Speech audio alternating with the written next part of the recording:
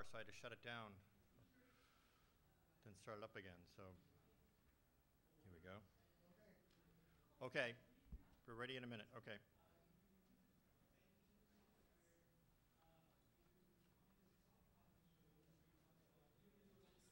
Of course, the screen all changed. Okay, my name is John McNabb. I'm giving a talk on electronic take-back, which I'll explain. I'm an IT pro in the Boston area. I do tech support for a major bank that I probably shouldn't name. They don't know that I'm here. I worked on this issue for Clean Water Action in Massachusetts from 1999 to 2009 and worked on the issue and trying to pass legislation on this subject in Massachusetts, Rhode Island, and Connecticut and helped the national issues. Wrote a report for Clean Water Action that's been cited across the world because back in 2001 there really weren't that much written on the subject. There's a lot more now. I'm a founding member of the National Electronics Take Back Campaign. In the early 90s, the EPA tried to get a national dialogue established to get industry and governments and organizations like Clean Water Action to agree on a national strategy for having companies pay for the collection and recycling of used electronics, and that fell through. So there's no national plan, but I'll get to that. I've had a role in South Shore Recycling Cooperative, forming it, so in solid waste, which is this issue is related to. I work with the Mass Department of Environmental Protection, and I'm speaking DEF CON on a totally different subject on cyber terrorism and the drinking water infrastructure. So I don't think I'm an expert on electronics or the technical aspects of recycling or reprocessing, but I have worked for 10 years on the policy, regulatory implications of disposing of electronic waste. So I've got a lot of experience in death by PowerPoint, so I've got a complicated PowerPoint presentation. I won't try to read everything on every slide. I'll use that as a jumping off point. So this is a brief outline, definitions. I'll define the problem, what EPR is, give examples of how it's been approached in the European Union and the US, the businesses, some short stories on track record, how to discard your electronics.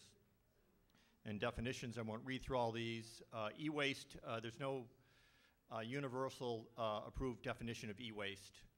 Most people talk about, every organization or country uses a slightly different way. In Europe, they use the term WEEE, we, and they have the best definition from a public policy standpoint, from a recycler for environmentalist. It includes everything, basically, there's like it's like a page definition, but it really means anything with a plug. It's not just electronic, but it's electrical. So it's vacuum cleaners, toasters, blenders. But here we're mostly concerned with electronic components and computers, but it also covers monitors, laptops, et cetera. And I won't read the rest of this, but you can see. Toxics in computers, there's a long list. We're familiar with mercury and lead. The toxic issue that got this going in a lot of states was lead in cathode ray tubes. That was before LCDs became predominant, because there's 4 to 8 pounds of lead in a TV or a computer monitor. That's an LCD. That's a CRT, and a lot of that waste was showing up in landfill leachate. So there's PVC, there's mercury, there's PCBs. There's a very long list of toxic constituents such that computers should be classified as hazardous waste. And in many cases, they haven't been, and they're thrown away in regular landfills, which is the next subject, that even after the increase in recycling regulations and extended producer responsibility regulations and laws to require more recycling of these, still most of this goes into landfills and incinerators. The numbers, some of these numbers are 5 years old because it's hard to get more recent numbers, but 133,000 PCs discarded each year as of 2005. It might be more now. 2.6 million tons of e-waste, but only 13.6% were recycled. Again, that was 2005, so it's probably a lot better. But as I mentioned earlier, 40% of the heavy metals in landfills, and this is landfill leachate, the contaminated water that leaves a landfill,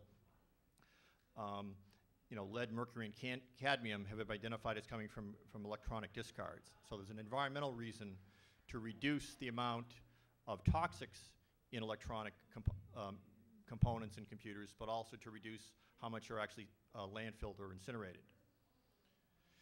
And then, of course, when recycling increased, we found that a lot of it was going to third world countries where it's called informal recycling, meaning they've got a pile of these set up in a village in Guangzhou, China, and people are pulling them apart in the open and taking out the copper wire, pulling out parts to melt down metal in open furnaces in the middle of the country. And there's a long, the group BAN, that's the acronym of the United States, I think that's their website as well, has well documented the environmental damage and the health damage it causes to these residents who are trying to make money from the usable components in electronic waste. And there's millions of 20 to 50 million tons are generated worldwide. Estimated that 50 to 80% of the waste recycled in the U.S. goes to China, Ghana, some third world country. And that's a major issue all by itself. I'm not concentrating on that issue, but that's one reason why we want to have better control of discarded electronic waste. A problem with electronic waste is that it's not designed for the most part for recycling. Some vendors are getting better now, but I know from fixing them that many of them, they're non-standard parts. You know, even the same model of a Dell or an HP will have a different way of opening the case. There'll be different screws. There'll be screws that are non-standard screws. There'll be hex screws that you have trouble finding the hex bolt for. There's a mix of plastics, which means it's, in many cases the plastics aren't recyclable, because if it's a mix, then that just can't go through the recycling plant. I know that it's hard to learn how to disassemble a laptop sometimes because they sometimes keep control over the manuals. But it's a well-documented problem that electronics, computers, laptops are not designed for recycling. In many cases there are some modular parts, but in many cases it's made hard. It's made for a purpose that they didn't include recycling in mind. So it's hard to disassemble in an easy way, in a regular way, if you're trying to recycle the parts. However, there are valuable materials in them. It's been estimated that a metric ton of computers has more gold than 17 tons of gold ore. So if you're going to be mining gold, get a couple tons of used computers. If you have and that might be cheaper to get gold than actually mining it. This graph here shows the generation of electronic waste as compared to the recovery, which is a general term for recycling or reuse, whatever, going up to 2006, I believe, just for the U.S. So we still, even with everything that's been going on, we still haven't caught up with the generation. And increasing obsolescence. Again, I'm not saying we shouldn't improve products, and we're all familiar with Moore's law, that the computing power doubles every 18 months and the cost decreases, I think, by 50% in the same period. But because of that and other drivers for improvements, there's a decreasing lifespan of computers, where it's estimated now 2 to 3 years for computers. Some people keep them up to 4 years, but I know from fixing them, when they get to 4 years, they're in bad shape. So there's a large turnover. So one way to deal with the large turnover is you try to reuse them as much as you can. But I think a lot of us in the room know that there's not much use for 486 these days. Maybe a few years ago you could use it for some things, or a Pentium 1, 2, or 3. So there is a potential for reuse, and a lot of people do that. They'll refurbish it and give it to a nonprofit. But again, those are only good for a certain amount of time, because as you know, the software upgrades require stronger processors and more memory. But that's one way to keep them in some useful mode while keeping them out of the landfills or incinerators. More than 150,000 computers and televisions become obsolete in the U.S. every day. That's, again, probably a 4 or 5 year old statistic. So it's probably more than that. Now, this is the major issue that I've been dealing with when I was working for Clean Water Action and trying to get EPR, which I'm going to explain in the next slide, adopted, is that back in the early 1900s, most waste was not manufactured products. In fact, there weren't manufactured products. Most waste was ashes from burning in their household. They'd throw the ashes out. It'd be food scraps that they throw out. So what happened was the first municipal solid waste programs were in Philadelphia and New York, And Ben Franklin started the first one in Philadelphia, where they tried to clean up the scraps before the fly breeding schedule caused more flies to breed in them. That actually was one of the genesis of local governments taking over paying for solid waste collection and recycling. Since, of course, 1900, as this top graph shows, there's been a major increase in manufactured goods.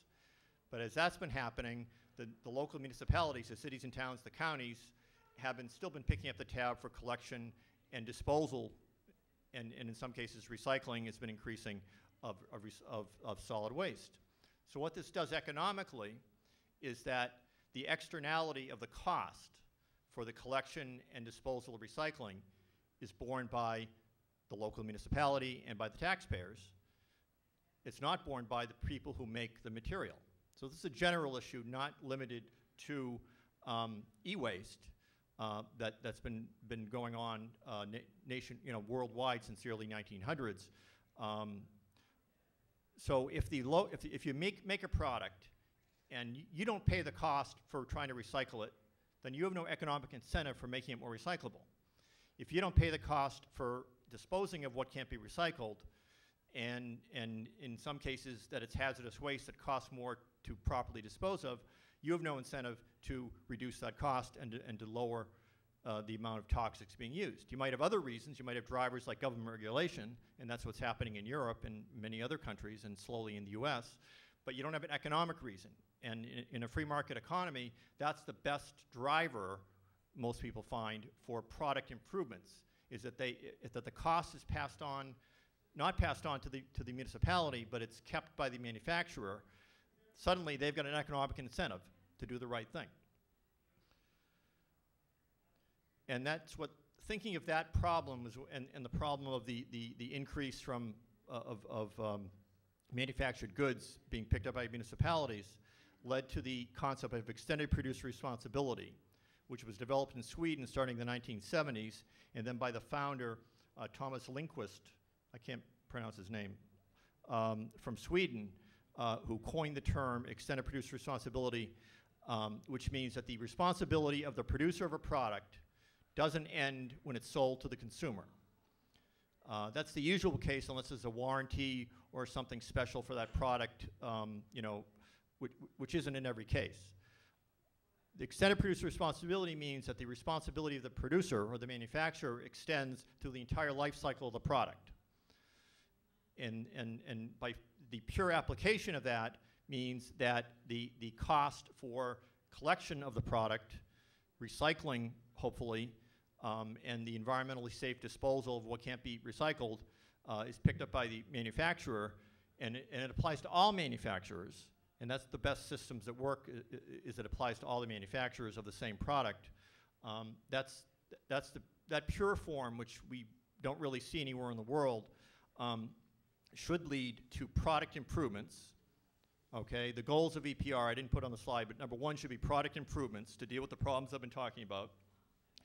It's not just about recycling. People talk about product stewardship or EPR or product responsibility, and there's a lot of other terms that sort of talk about something different while they're trying to talk about EPR. It's not just about recycling. It's really taking the cost off the municipalities because it's not their responsibility. If you follow the theory, it's the manufacturer. And by putting that cost on the manufacturer, they will then make the product, improve the product design, make it less toxic, more recyclable, and set up an inverse product collection chain to pick it up. So you see here I have the charts of the second one here. I'm pointing at my screen, and that's not helping you very much, I know. So if you look at that middle graphic, it shows the current, usual process: supplier, producer, retailer, consumer. The government gets involved sometimes. It goes through a disposer, and then sometimes stuff gets back to the supplier. But in the bottom graphic, you would have, it doesn't have to be called a producer responsibility organization, but to be a group in the chain that would be involved to work for the producer to handle the collection and recycling. And that's actually how it works in some programs in Europe.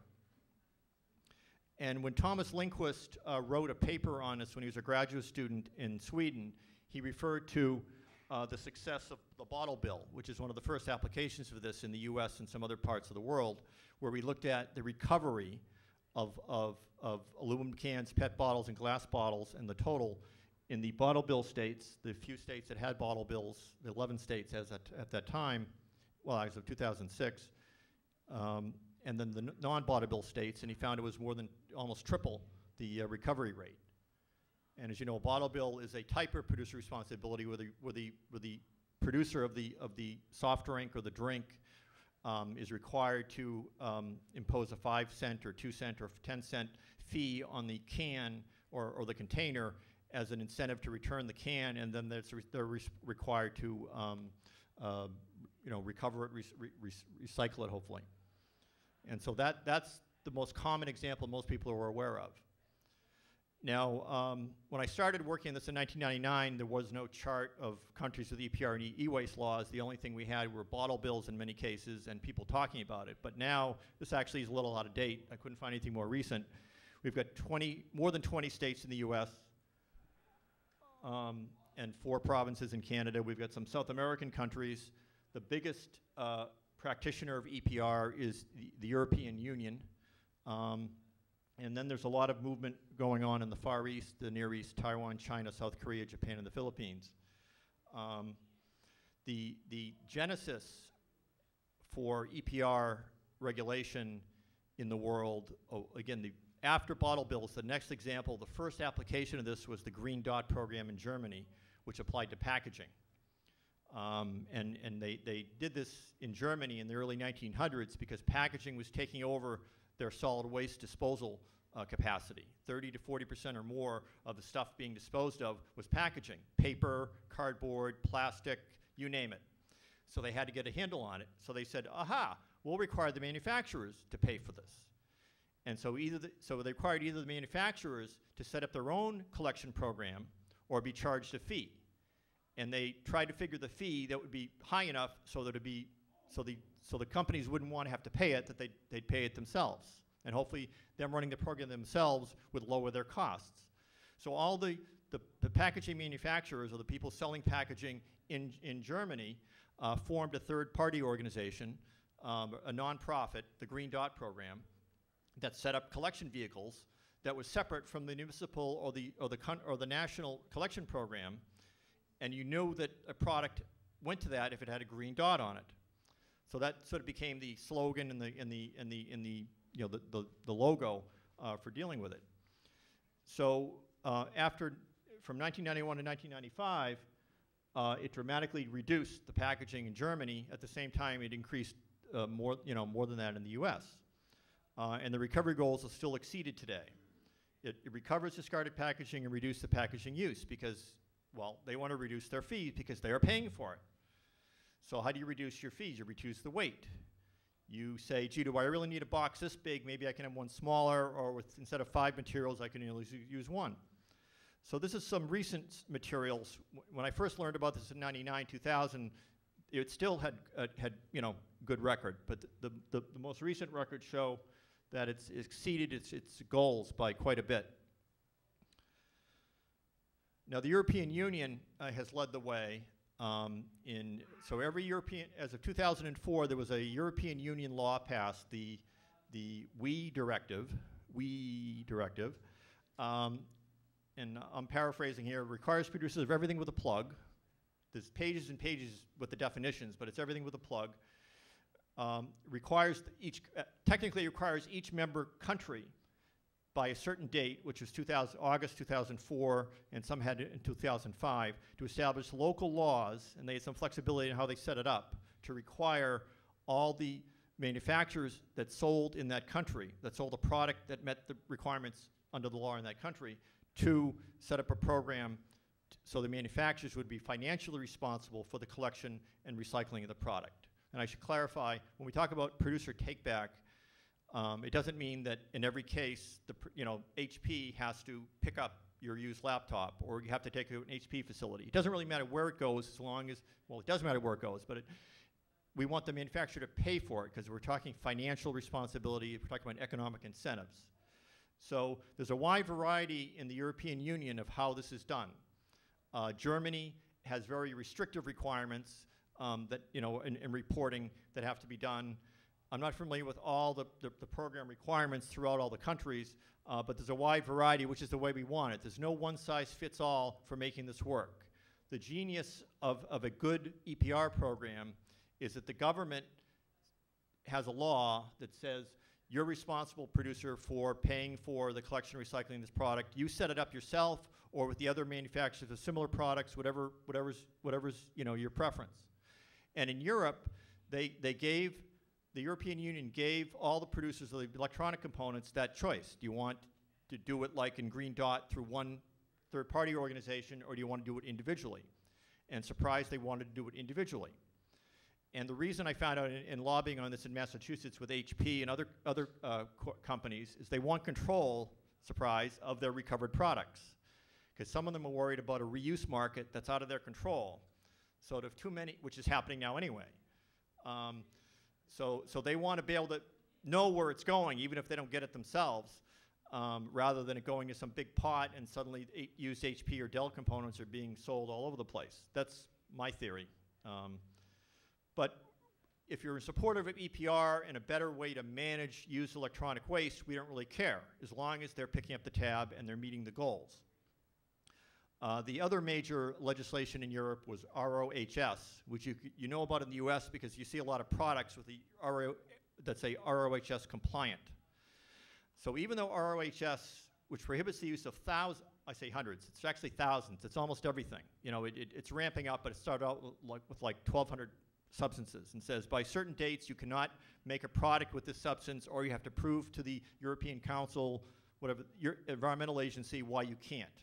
And you have to get a safer alternative. Now, in many cases, you can, like lead-free solder. There's a major movement across the world for lead-free solder, which is good. Though there's probably many applications where you can't do that. So that's taken into account. So that applies almost worldwide because anybody who's selling to the European market is selling to the US and probably Japan and almost everywhere else. So that's been a big driver for a lot of the improvements that have been made here. So I already covered these other points. So the European Union is what led the way for a lot what we're trying to get done in the US. Now in the US, again, when I started this in 1999, I wrote a bill in Massachusetts when I was working for Clean Water Action, a very general bill saying basically the concept that all companies who sell computer products in Massachusetts have to set up a program approved by the state to collect and recycle their used waste. And since then, the bill hasn't passed, but it's gotten much more complicated because we've seen what's happened in Europe. And since then, companies have actually gotten on the bandwagon after a lot of political pressure from Clean Water Action and the National Electronics Take Back campaign, Greenpeace, other groups, and Dell and HP and even Apple came in later. Almost every manufacturer now has some sort of free program, and they support to some extent, in general anyway, state laws requiring them to pay for the collection and recycling. So now we have 1, 2, 3, 4, 5, 6, 7, 8, 9, 10, 11, 12, 13, 14, 15, 16, 17, 18, 19, 20. 20 states in California. California is in a different color because it's not an EPR law. I'm going to get to that in a minute. And Massachusetts still hasn't passed the bill yet. That's a whole other story. Very strong lobbying by somebody because all the industries are now in favor of it. So no one's opposing it, but we still can't get the damn thing passed for some reason. So it's been there's a standard bill now that's being proposed in all the states. One of the arguments against having the states do it and not have a national program that we heard when only 1 or 2 states had it, is you're going to get a patchwork of different state regulations, which we are. But the environmental groups and the state environmental agencies and the EPA and the companies have all basically agreed, let's try to make them as similar as possible. So there's a couple model bills. Dell has a model bill. HP has a model bill. The New England Regional Council of Governments has a model bill. And they're all pretty good, but they're all different in very key issues that would take a whole nother talk to go over. But the good news is there's movement in many other states. And so during the last Republican administrations, we stayed away from trying to get something done federally. I'm still not too sure if we want to do anything federally. But it would be a good idea to have a federal law that set at least minimum standards so it would be the same everywhere. Because you don't want companies picking and choosing, you know, where they can have locations for recycling or other things, depending upon the different state laws. But at least we're getting progress. Okay, California was the first one to pass a e-waste collection law. And it's not an EPR law, it's a recycling law. And part of the reason that passed is that people think producer responsibility is recycling. Hey, the problem with electronic waste is we want to recycle more of it, isn't it? Well, that's one of the problems. The main problem is that we want the manufacturers to be financially responsible so that they'll improve the product and the municipalities are out of the, you know, don't have to pay for it anymore. But they got out of that in California and they established an ARF, an advanced recycling fee of $6 to $10. That's the usual range. It's for computers and CRTs, you know, monitors and TVs. And the larger fee comes with the larger TVs. And I believe it used to include laptops as well, but I'm not sure. When they write these laws, there's all these games that go on very specifically excluding certain things. It included a phase out of hazardous materials based on EU, which is good. So if we want to have an effort in the US to phase out the use of toxic materials, which is a form of producer responsibility that's government mandated, you can the best thing to do is just look what's happening in Europe and follow it because it's very good. But the California system is not an EPR system because the manufacturer's not involved at all, really. So the consumer, when you buy a product, pays a fee. The fee goes to the state of California and pays for a bureaucracy to, you know, hire people, you know, run offices, manage local recycling programs, review proposals for the local recycling programs, and do regulation as well as running the program. That money could, in my view, would be better spent reducing the price of the product by having the manufacturer pull up the cost. There's an extra cost here and have the government run a program that it doesn't need to run. So I say that's not how to do it. And I have some statistics coming up. Now, Maine passed the first EPR law in 2004. Not quite the pure model that I would like, but it's Maine. I mean, every state's different. And so in Maine, they had an issue of, and I like Maine. I went to college in Maine. There's large rural areas where, you know, I worked in Skowhegan for a little while, and if you, and I grew up in Massachusetts, so they say if something's right down the road, they mean it's like 40 miles away. Or 20 miles is right next door, you know? Anyway, so they had distances to deal with and stuff, and Alaska might be the same case, or Midwestern state that has a lot of empty space. So they had a shared responsibility model where the towns will pay some of the cost for just having a collection point.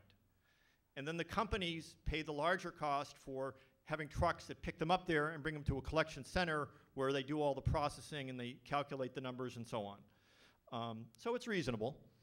Now, one of the few studies that have come out looking at the effectiveness of EPR for electronic waste showed, compared the two programs.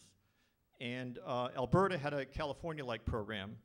And so the first graph here is the processing cost, which you can see is much higher in Alberta and California than it is in Maine and Maryland. Maryland isn't quite apples to apples. It was a small, it only dealt with a smaller amount of products. But talking about Maine, we can see that Maine's, which is pure EPR, had lower processing costs. And they tried to equalize this as much as possible. And the system management costs, I mean, the bureaucracy to run it. So even in Maine, you know, the companies run the program with the municipalities, but the state government still has to regulate it. That's the proper role in my mind of what the state government should do. It shouldn't run the program. It should regulate it to make sure it meets the goals. So again, California costs were higher than Maine, and I don't know what's going on in Alberta. I mean, that's bizarre. So we see, and then we see the adjusted non-scientific per capita results, and that's very hard to read. I think California, so that's a different study. I was just trying to show the two studies that I found, and that shows it's more equal. So there's some argument, but what I hear from the people in Maine is that it's being very effective. Businesses have gotten on the bandwagon. Since I started this in '99 and we formed the National Computer Take Back Campaign, and Greenpeace got involved in it, and all the environmental groups got involved in it, and the state governments got involved in it, and we tried through the NEPSI, the National Electronic Product Stewardship Initiative, to get a national dialogue together. That didn't succeed, but since then, virtually every manufacturer has set up some sort of program. Now, why? Well, it's good corporate, if it's not greenwashing, and I wouldn't say that any of these are greenwashing, where they're saying they're doing environmental things, but they really aren't. It's great PR, because everyone these days sees the value of recycling and reducing wastes. But in many cases, I've talked to the people at HP and Dell. They want to do the right thing if it meets their business model, So in many cases, it was through political pressure. Dell resisted it for years until the local Texas, Michael Dell, and Dell is based in Texas, till they sent thousands of postcards to Michael Dell at his house with his picture on it, saying, "Michael, why don't you help the dude, recover his computer?" Based on that ad they had at the time. And so suddenly he turned around and it now has a free program, and they're supporting they wrote up a bill, and they're not opposed anymore to local laws requiring manufacturer take back. Same thing happened with Apple, which surprised us that they weren't on there first. But a lot of pressure on Steve Jobs individually. That's how political pressure works, to do something. So this comes from, I'm not an expert in what all the programs are, but some of them have completely free take-back programs for their own products. You have to look at the fine print, but a lot of times you'll see an ad in the paper for a pickup day, and it'll give you the parameters, and you go to a Staples, or go to this collection center, or go to this recycling center, and you can drop off your products. And the best ones, of course, are ones that are free. Not just because they're free to you, but because if they charge $5 or $10, that's not an incentive for you to, go there and get rid of and properly dispose of the product. And some require consumers must pay, and some, I guess, don't. Acer and CEC. So there's still. Yeah, Toshiba's under the completely free. But take everything I say here with a grain of salt, because you have to, this is what's been advertised and what I've been reading in the literature on it. And I think I got this from the Computer Take Back campaign website. So if they said anything wrong in the Take Back website and someone calls them on it, they're going to get in trouble. So, so the good news is there are programs out there sponsored by the manufacturers. Now the question comes up, well, if the manufacturers are doing these for free and they're setting up these programs, why do we need state laws to require them to take them back? Well, the answer is because if they're voluntary, they could stop at any time. The other answer is, and a lot of the companies agree with this, unless all the companies have to meet the same requirements, then you get into economic disparities over, well, I'm doing a better job. Why should I do a better job in collecting and recycling my discarded products when it's going to cost me X, Y, and Z when my competitor isn't doing the same thing? And they say they are. So when we have to have lobbying discussions and arguments with these companies over a table, and they're being honest, which happens sometimes, that's what they'll tell you. And they'll agree that, no, we'll have a program, but we want a state regulation, is what I've heard from some of these people, because then we know everybody has to do the same thing. And the other thing that you want to avoid is what's called free riders. So you got the two biggies, Dell and HP. So what if they pay for a program that's not required, but Lenovo and Toshiba and some other companies, their stuff gets dropped off there. And so they're getting a benefit of a program that the other companies are paying for. So as a for-profit company, that's not a good idea. Now, one of the reasons for EPR is to encourage or require, encourage actually, greener PCs, better environmentally safe PCs. And there's a limit to that, obviously, because you've got semiconductors, you've got you've got soldering of some sort, you've got various chemicals involved in the process that I'm not that familiar with, and so certain engineering requirements. But within those limits, there are better things you can do, like not use PVC, which is very dangerous if it's burned in an incinerator, releases hazardous materials. BFR, brominated fire retardants. I thought I was going to get that right. which is used as a fire insulation in like CRTs, monitors, TVs, and that causes fumes. So those are toxic materials that can be phased out in most cases, or all cases, and are required, I believe, in Europe. Use recycled plastic, and again, the plastic mix is very important, because some plastics are very recyclable, but some, if you mix it with another plastic, you can't do anything with it. You're done. Energy efficiency.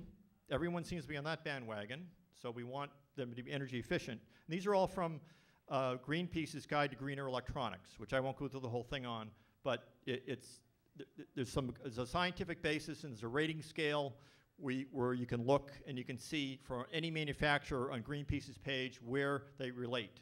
And you can see that Nokia's up at number 1. I keep pointing at my screen. And Sony's number 2. And then there's a big gap. You get the Philips, Motorola, Apple in the middle, Lenovo and Nintendo way at the end. So they're bad and they need to get better. So when an environmental group does this, they're trying to encourage through publicity, but also information and working with the company. So if the company says, no, that standard doesn't make sense, I can't replace X with Y, you look at it and you go, okay, well, what can you replace it with?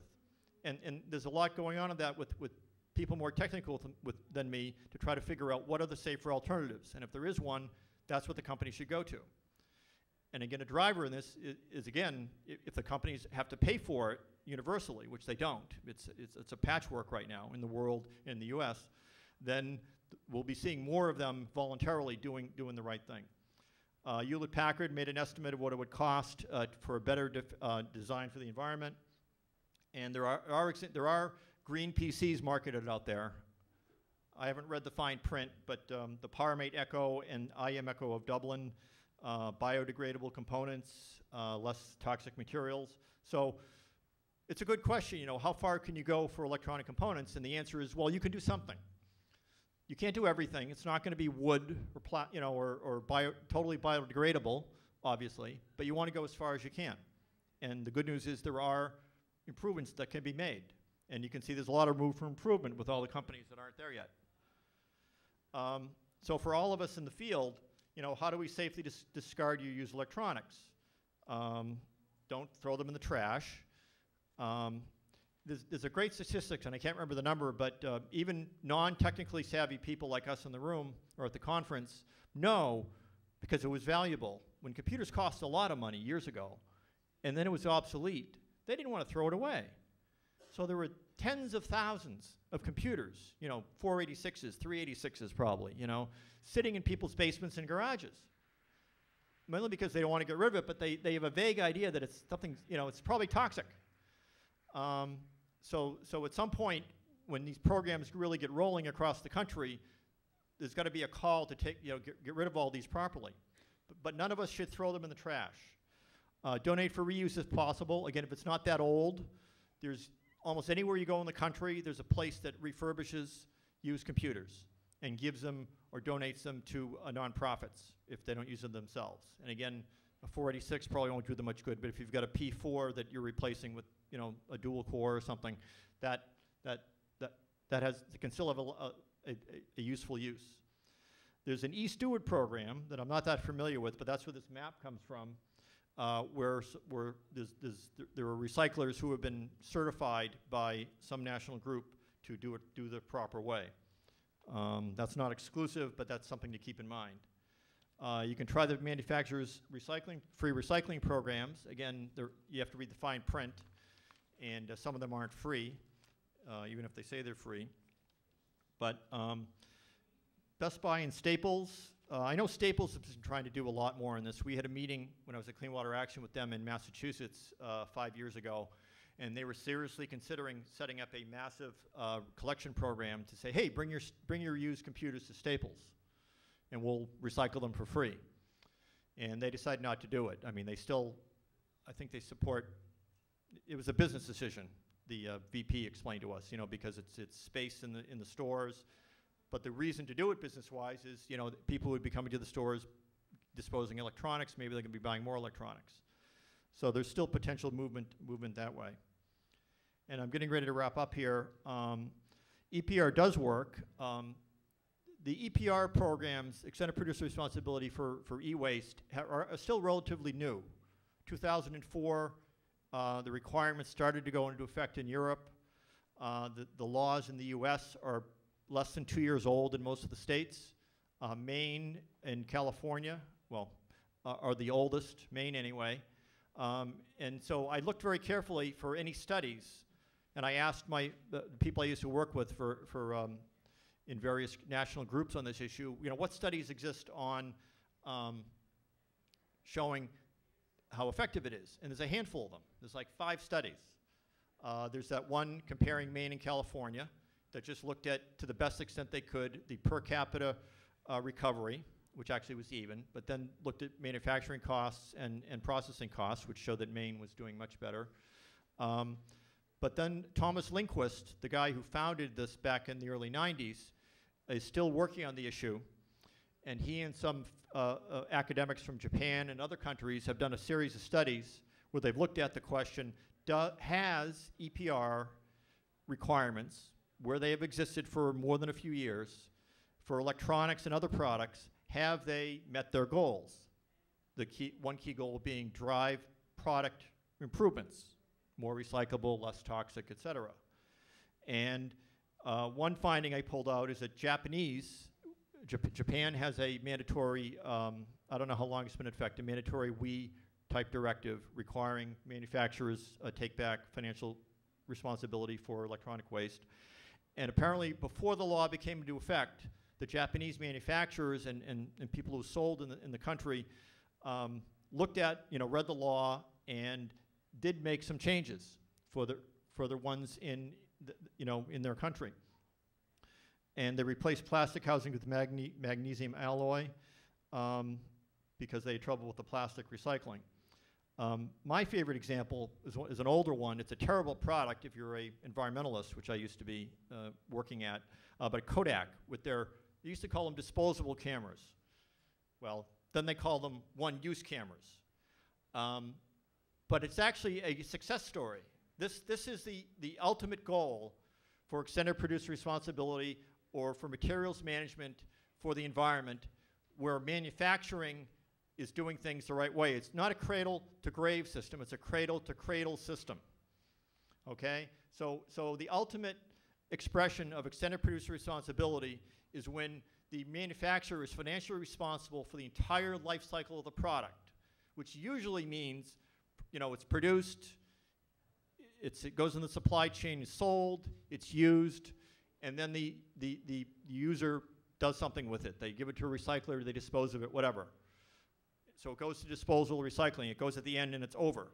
The best system is when it's a real circle. Recycling is not a circle. Okay, it's you think of it with the circle symbol, but it's a circle at the end. So they take a product and they take it apart, and they can melt things down. They can reuse other things, but it's not always used to make the same product. You can go into other things, and then you get a degradation. There's only so many times you can do that.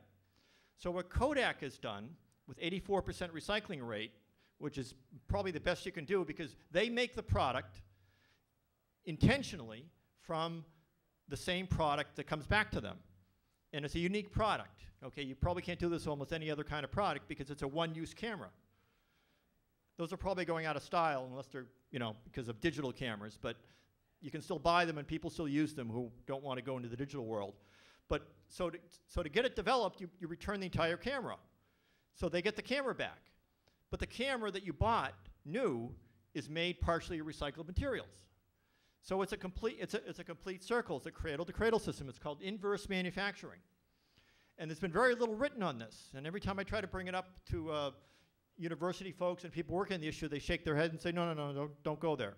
But this is the ultimate thing. So what if HP, when they make their computer, and you dispose of it or you're done with it, you discard it. The word we're supposed to use is discard. That they use it to make more computers. Now, there's a limit to that because, as we know, not everything is recyclable the same way. But maybe, for other products, it makes sense. Carpets, gypsum wallboard. The best thing to make gypsum wallboard out of is old gypsum wallboard, because it's it's a paper strip and a cardboard, and it's just this powder, basically, that's glued together. And in Massachusetts, we try to get better recycling of gypsum cardboard because it was causing odors in landfills. And so the state talked to the manufacturers, all three of them that were in the New England, and they said, oh yeah, okay, we'll pick it up.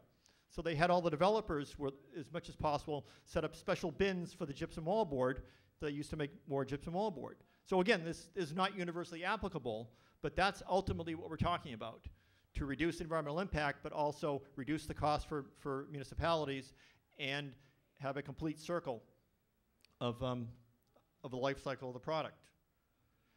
So conclusions, I hope everyone saw walleye, or a patron saint of recycling or waste management, I suppose, doing it the old-fashioned way. EPR is still being proposed. There's about 20 other states in the US where, like Massachusetts, where I've been unsuccessful for 10 years, they get it passed. But there's other states where it's still being proposed. There may be efforts at the national level. India, Australia, Canada has a number of provinces who are doing it for many products, but there's talk about a national legislation there. Israel. So it's ongoing, and I've been working on it since 1999, and it finally started to take off in the US 2 years ago, and across the world, everyone's looking at Europe and the US, and it's being seen as the way to go, and all the major companies are falling in favor of it. So for more information, I don't think I need to put the websites, but look for the Electronic Take-Back Campaign, the Silicon Valley Toxics Institute, the Product Policy Institute, and Clean Water Action. And my email's there, johnmcnabb@comcast.net, if I can answer any questions. Yeah, we've got 5 minutes for Questions? questions. And if I could encourage you, please repeat the question because we don't have a microphone for the audience. Okay. Any questions? Cell phones are something that we purchase on like a 2-year cycle. Right. But they're small. Like what part of this change? Yeah, the question's about cell phones that the turnover every 2 years or so, and what happens to them. I'm not as knowledgeable in cell phones. There's hundreds of thousands, if not millions, of cell phones disposed of every year. And you go most places, and there's a place to discard them so they don't go in the waste. I don't know what happens to them.